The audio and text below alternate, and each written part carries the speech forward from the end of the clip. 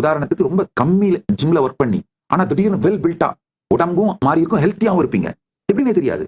வேற ஒண்ணும் இல்ல, உங்களுடைய கான்சியஸ்னஸ்ல ஹெல்த்தை மேனிஃபெஸ்ட் பண்ணணும். உங்க குவாண்டம் ஃபீல்ட நீங்க கான்சியஸா இம்பாக்ட் பண்ணிருக்கீங்க.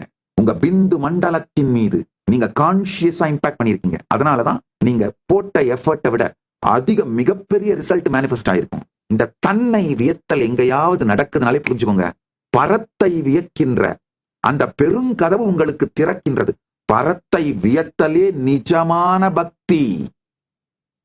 நல்லா புரிஞ்சுக்கோங்க. பரத்துக்கிட்ட போய், பரம்னு நான் சொல்றது பரம்பொருளை, பரம்பொருள்கிட்ட போய் எப்ப பார்த்தாலும் பிச்சை எடுக்கிறது டிசப்ஷன், டிவோஷன் கிடையாது.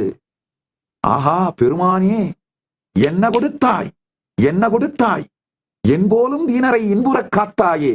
தன்னை வியத்தல் பரத்தை வியத்தலாய் மாறும். அது அகங்காரம் அல்ல. தன்னை வெறுத்தலும் தன்னை மறுத்தலும் தன்னை சந்தேகித்தலும் அதுதான் அகங்காரம் விளையும் பூமிங்கயா.